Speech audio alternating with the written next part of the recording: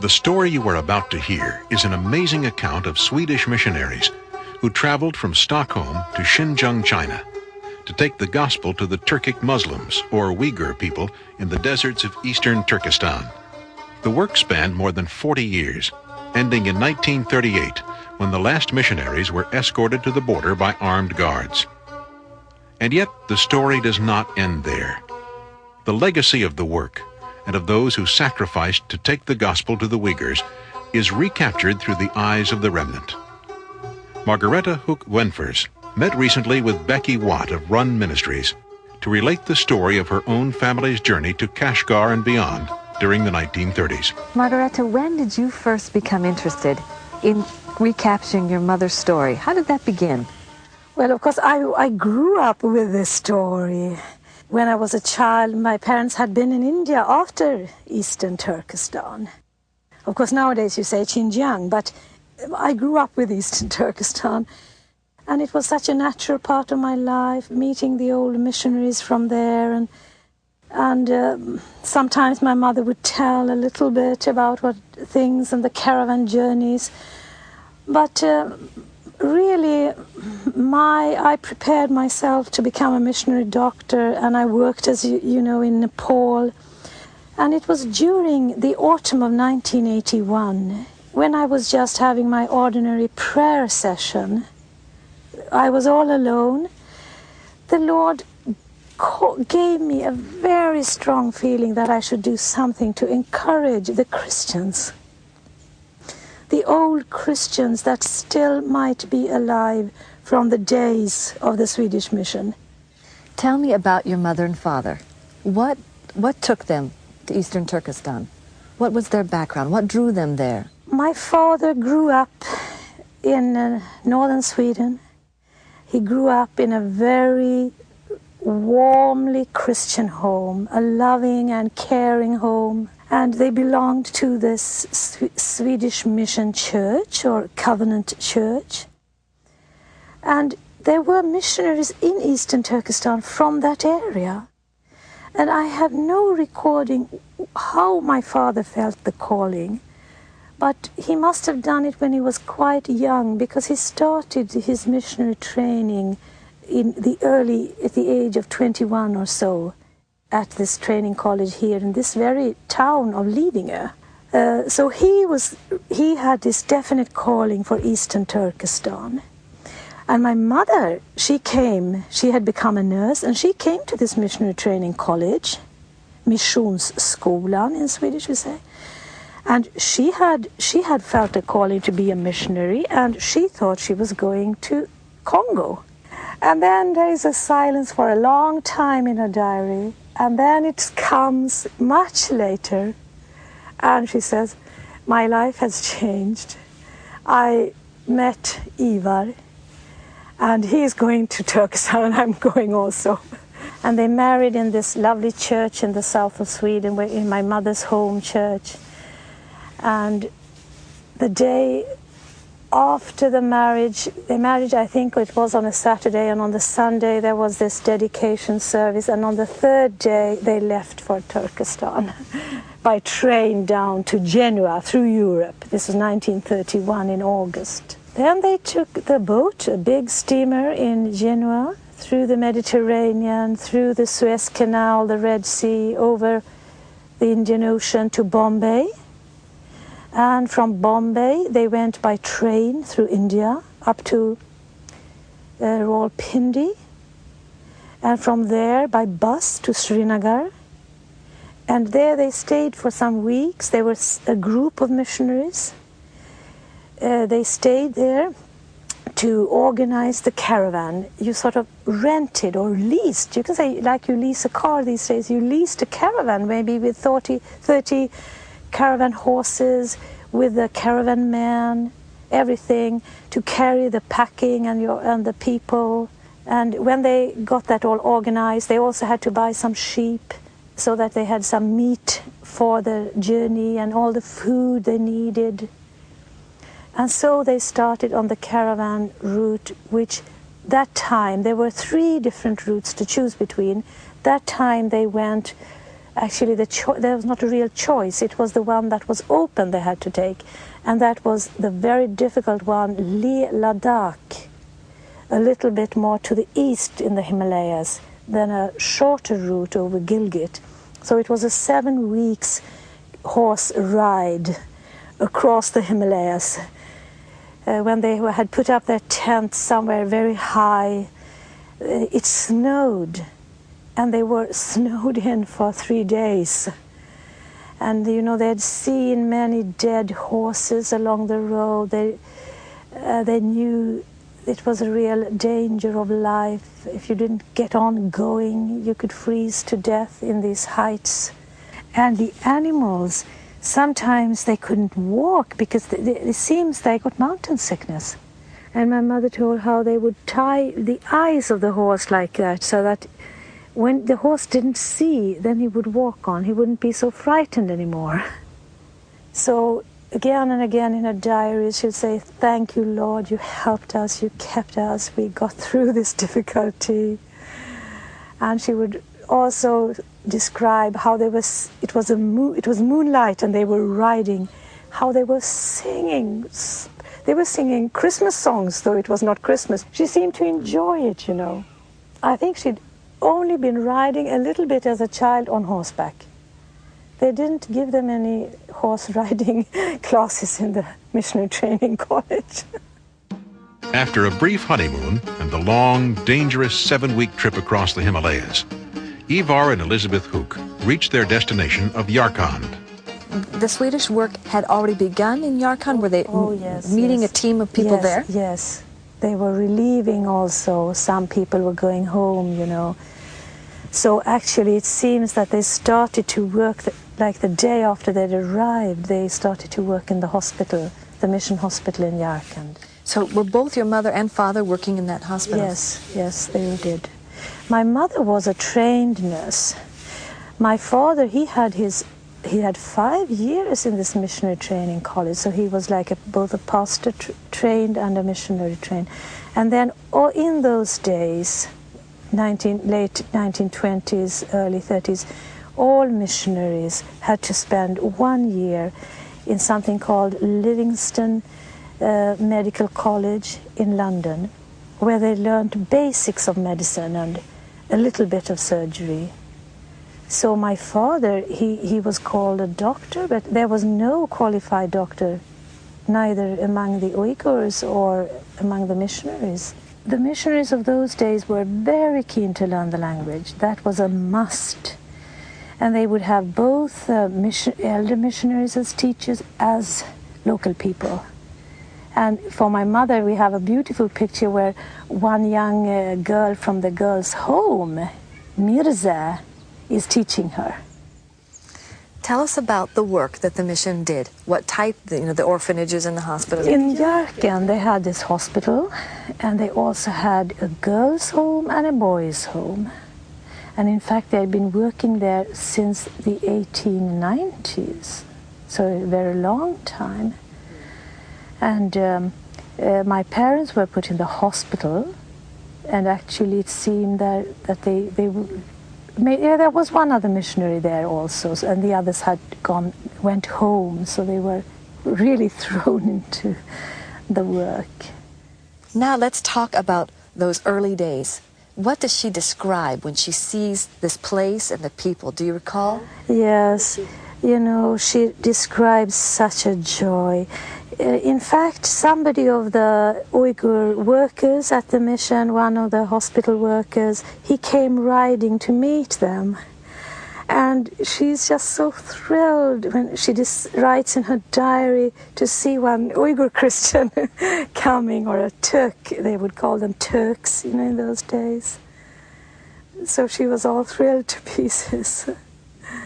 I can see through her book there is such a love for the people. So the Lord really must have touched her and given her her own calling also for Turkestan in some way. The mission was in 3 different cities at that time. Do you think that's right? Yarkand and Kashgar, and they were also in a city called Yengi Hisar. I don't remember which year they started that. Uyghur people, how were their lives impacted by Swedish ways?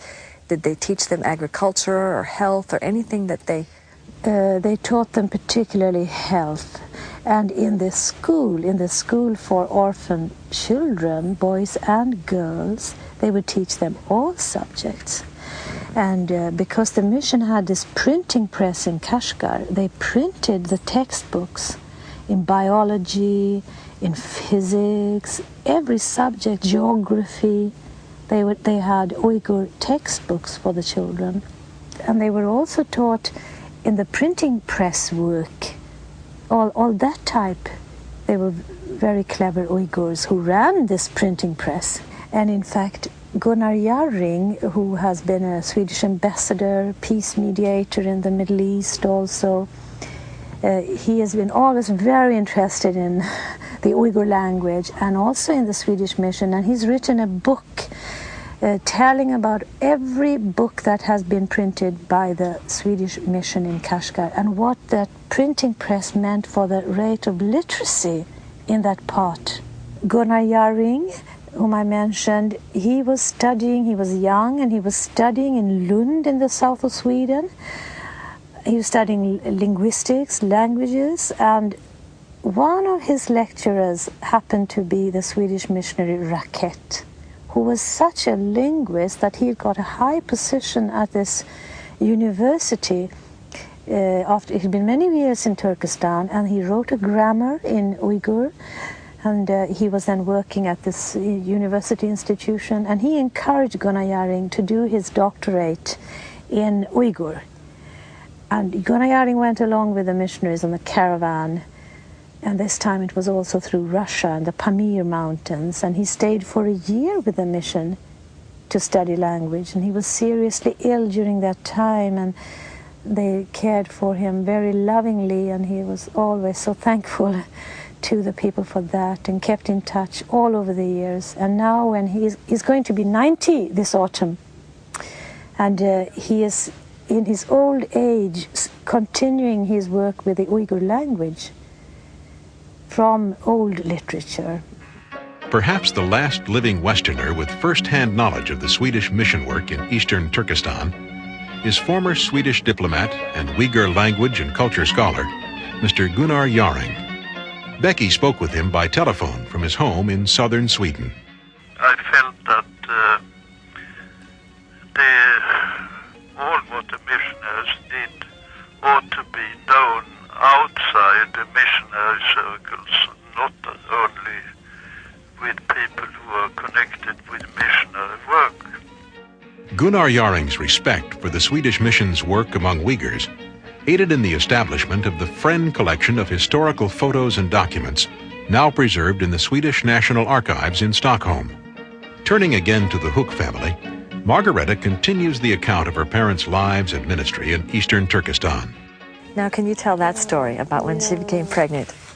Well, of course, she was very happy about this, but she was also very weak and tired, and she had to rest, and then there was a revolution. It was unrest in the country and persecution of Christians.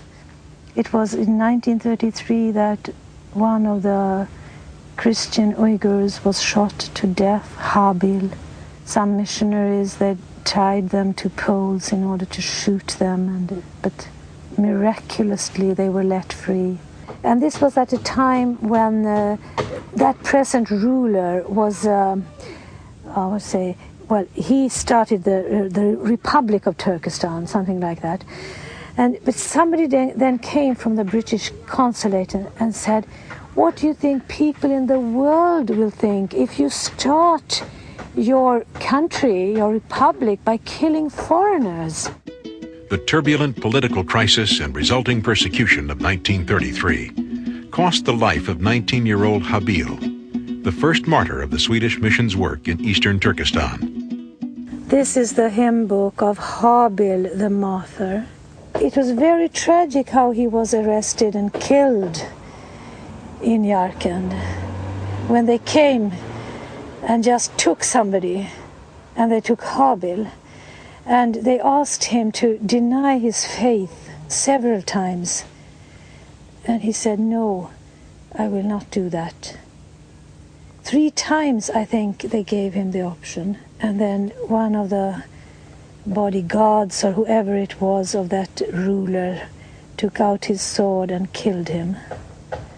And they threw Habil's body out on the street.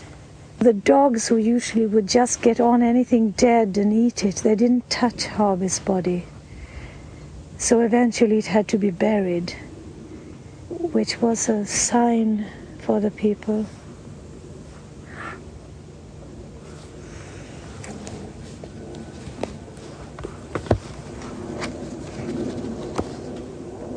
So the mission decided that the women should go home. So not only my mother, but also other women, they wanted them to leave the field. She left your father, though. Tell about how she had to leave him and how he... Yeah, and my father and also another male missionary whose wife and 2 children left at the same time. The 2 of them, they rode on horseback for 2 days, it was, with their wives in this caravan. And then they had to turn back. And of course, they didn't know if they would meet again, because this was a very tense and difficult time. Strangely enough, the road across to the Soviet Union was open. It had been open in the early years of the mission, but after 1917, the Russian Revolution, that road was closed. And the mission had to send their people all around through India. So instead of a 2 or 3 weeks journey, it became a 3 months journey to reach Turkestan. But now, 1933, they were allowed to travel across the Pamir Mountains, which would take 14 days, and then by truck and bus and train to Moscow, Leningrad, Helsinki, and by boat to Stockholm. So that would take about 3 weeks in all. So this was the tour my mother took home. Only 3 days after she arrived in Stockholm, she was standing on the church steps at the Emmanuel Church in Stockholm, one of the big Mission Covenant churches. And she says the waters went. So she was rushed to the hospital for delivery. And she delivered Gunnar. And it seems they must have decided upon the name because he was called Gunnar from the beginning. And she writes her joy of holding the baby and how she wished that her husband Ivar also could hold the baby in his arms. About a year later, there was a letter. A telegram came from Xinjiang. Send out, and 4 missionaries were mentioned. Elisabeth Höök, one of them. And she got this message, and suddenly, actually it seems that she had not been thinking of going back, that she should stay with Gunnar in Sweden. But when this telegram came, she started to really pray, and she writes how happy she is that she had some 2 days on her own with Gunnar. Nothing else was planned, and she could pray, and she felt within herself that she should go back, that she should say yes to this call. But that would mean leaving Gunnar. And actually the mission in Sweden did not put any pressure on her. They let her choose, If she had decided to stay, they would have accepted that. But in those days, you did not take your small children with you. That was the policy. You left them in a missionary children's home, here at Lidingö also, 2 homes they had near each other. Because so many of the small children died on the mission field.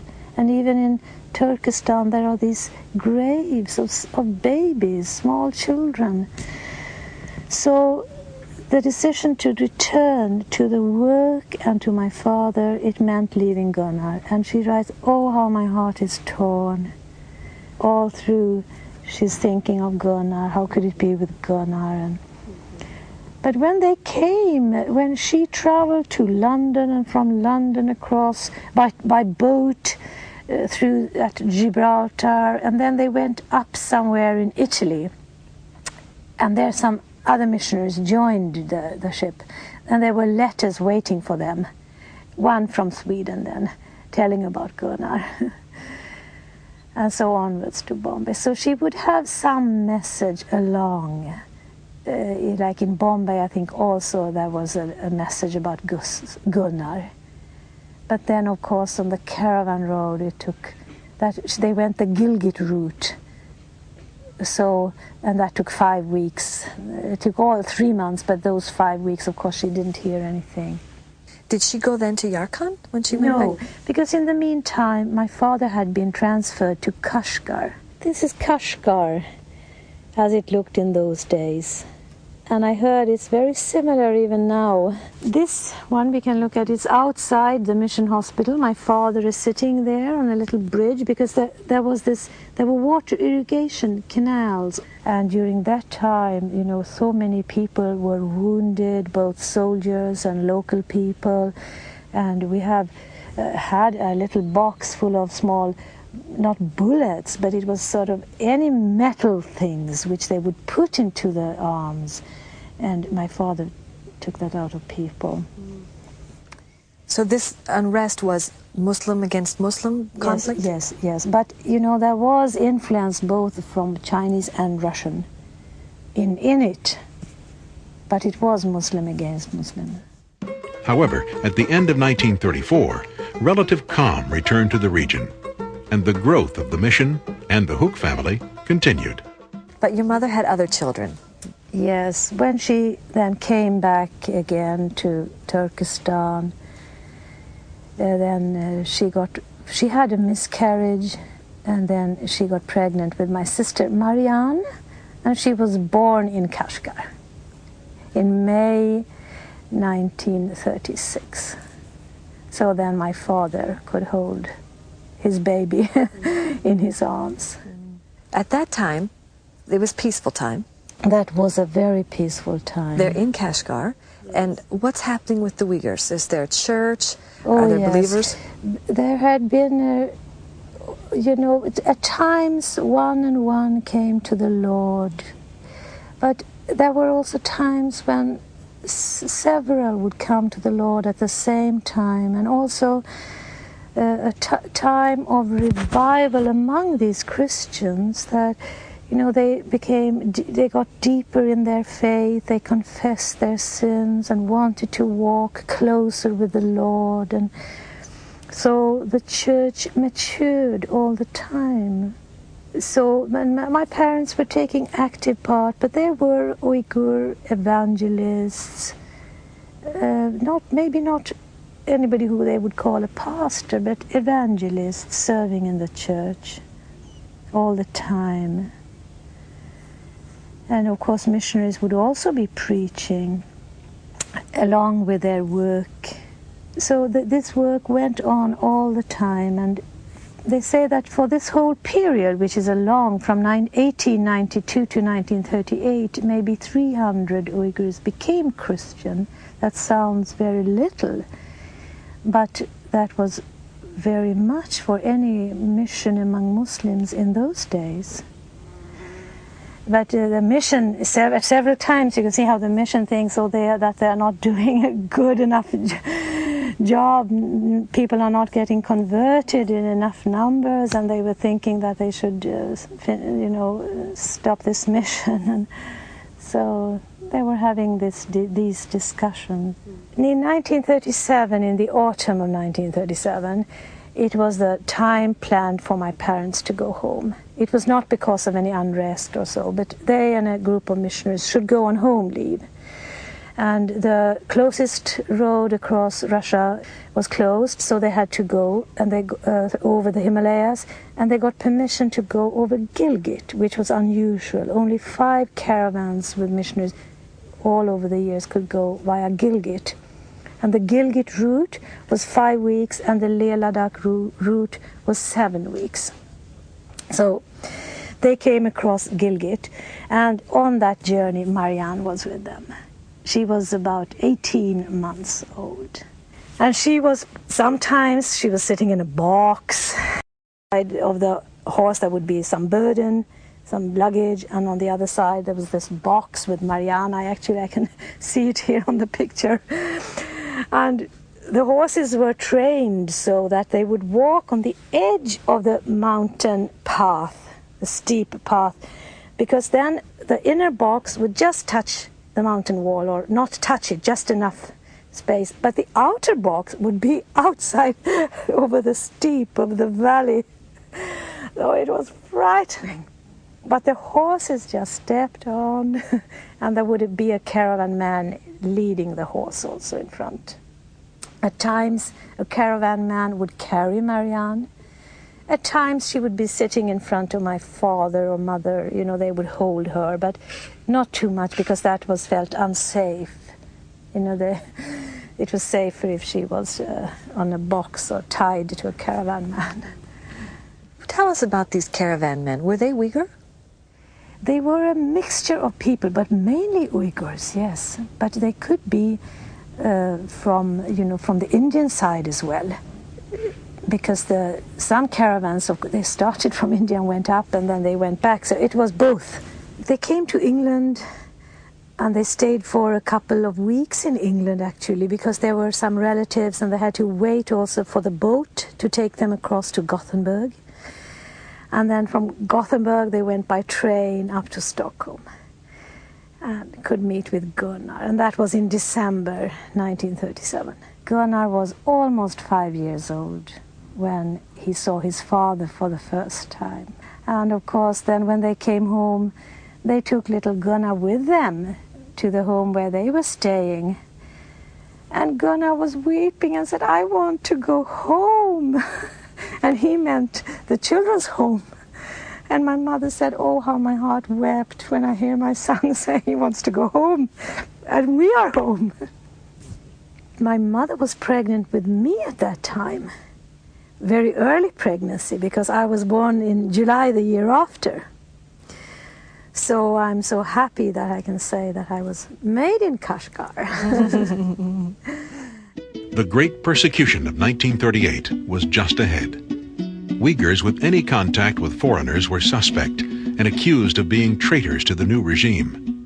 This time, revolution brought severe persecution against all Uyghur believers, costing the lives of most of the men and boys, while the girls were subjected to imprisonment and attempts to force them to return to Islam. And it's sad to think that these are those, when they grew up a bit, were killed in the persecution, particularly the men and the older boys, and the women and the older girls were given to the soldiers in 1938. The missionaries, when persecution came, did they try to stay throughout and they were forced to leave? They were forced to leave. Oh yes, and the main persecutions came only after they had left. I mean, they were already in like a house arrest. And at times they hardly got water. They were not allowed to go and buy food. And it's very touching stories how the Christians would risk their life, the Uyghur Christians, to bring food to the missionaries, because they were not allowed to go out. And the mission was watched by soldiers. And even some boys, they crept through some little water canal leading into the mission compound. And they came, they were quite young, and they said, "Please baptize us. You are not going to be allowed to stay in the country, but please baptize us before you leave." And they were baptized. And then they disappeared. And so the women, there were still some women there, this was in 38, and they were sent home by a caravan. And so 3 missionaries stayed on to watch the mission compound and things, and they were still hoping that it would be peace again, so that the mission could work on and the missionaries all come back. But then they were expelled from the country. And when things were getting tighter and tighter, they themselves destroyed all documents so that nothing from their papers would harm any of the Uyghur Christians. And then they were escorted by soldiers to the border. But miraculously, the New Testament manuscripts, the translation manuscripts they had in their boxes, that meant the end of the Swedish mission in Turkestan. Of course, they didn't know from the beginning, so that's why they waited. I think they would have returned in 1939, but they were waiting to see if they could go to Turkestan, but the troubles went on. So the Swedish mission decided to take up work in India among Muslims, and in fact they wanted to reach Uyghurs in India. They were refugees in northern India, and they wanted to continue with the Bible translation work in India also. So in early 1940, the first group of missionaries left for India. My parents were among them. And then I was also with them, and Gunnar and Marianne, we all went to India together. So I have not been to Eastern Turkestan yet. I'm waiting for my time to go there, but I spent my childhood years in India. Speaking with Margareta later in the day, she shared materials printed by the mission. The whole Bible was completed after the missionaries had gone to India. So they continued to work on the Bible translation in India. And this is the whole Bible printed in Cairo in 1950. And this is, of course, a treasure. There are very few of this. And I went to the Bible Society in Delhi once to ask if they had got any, and they said if we would have had any left here, the white ants would have eaten them all. Margareta recalls the witness of the lives of both missionaries and Uyghur believers, and the lasting imprint their sacrifices have made. Tornissa, raised by the missionaries, suffered greatly during the persecution. After 30 years of silence from Eastern Turkestan, the arrival of her letter in Sweden signaled Christianity's ongoing existence among Uyghurs. She was in prison in the beginning of the 1940s. That was after the mission had left. They took her and they didn't tell why they had arrested her, and she was in jail in this terrible prison for 2 years, and for 1 year she was in a room where there was no light. It took 1 more year before she came out of prison. But at that time, when she was released, they thought she was going to die. So they thought it was better get her out of the prison before she died. But she was lying, I think, for 6 months and then eventually recovered. But when she got well, this is, she tells very firmly, she went to the office, the city office, to find out why she'd been put in jail. Because there had never been any trial. There was nothing. She didn't know. Okay, now there were new rulers. They were more friendly. They got the books out and they found her name and they found what she was. The sentence against her was brought up by the Swedish mission.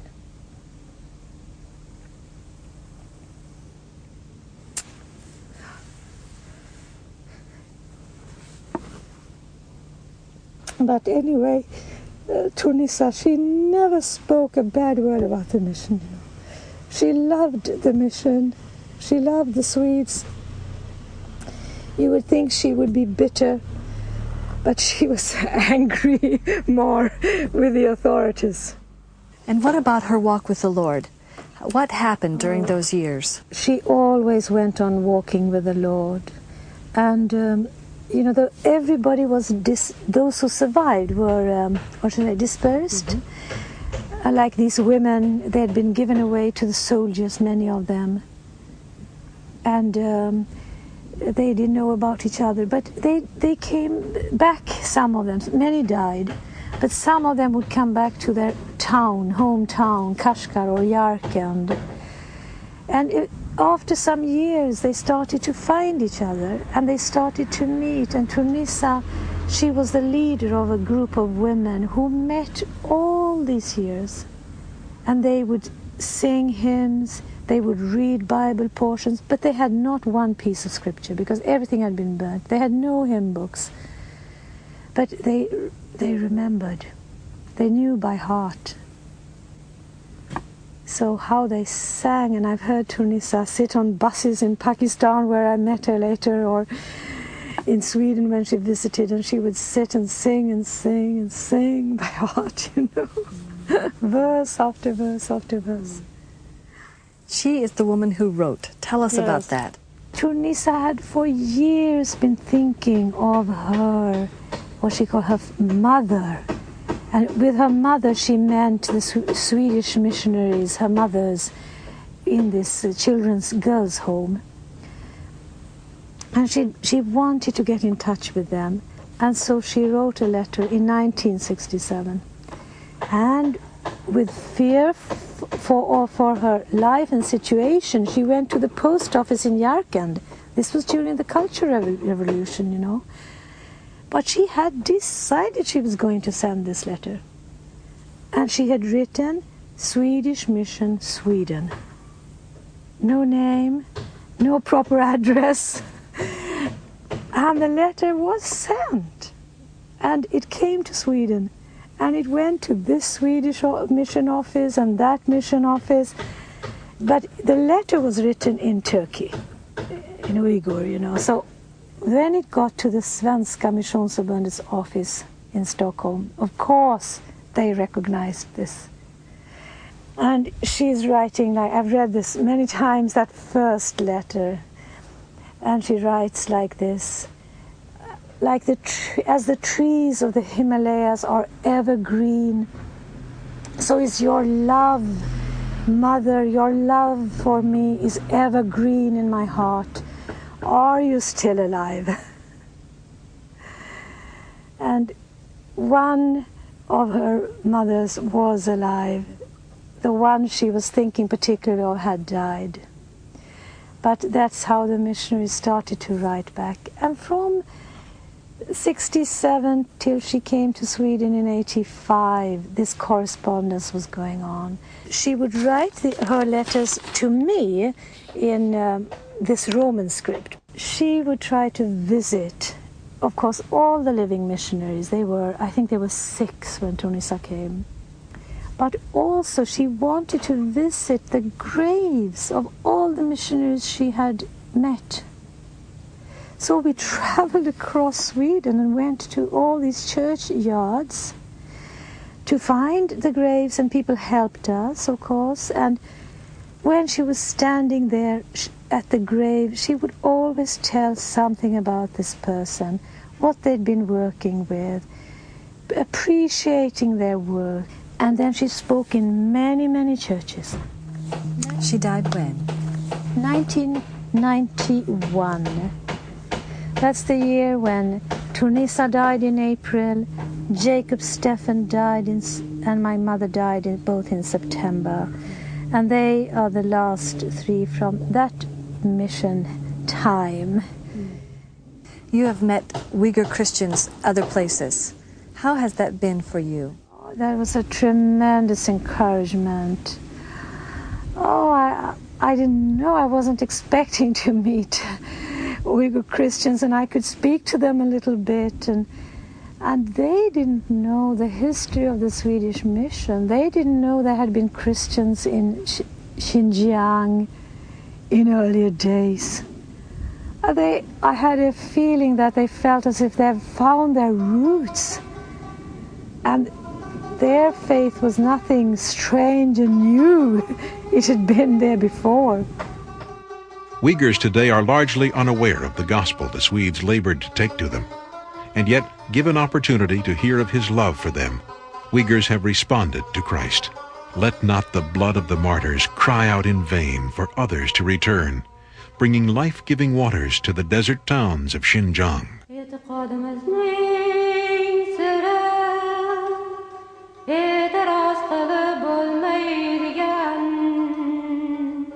Derecede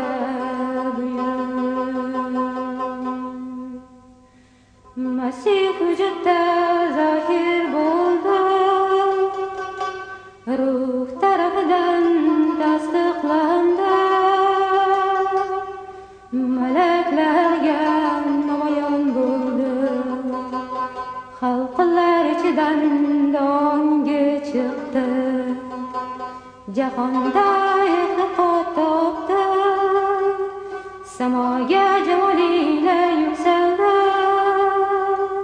İsa Masihga shon shuhrat bo'lsin, Ota Xudoga shukrlar bo'lsin.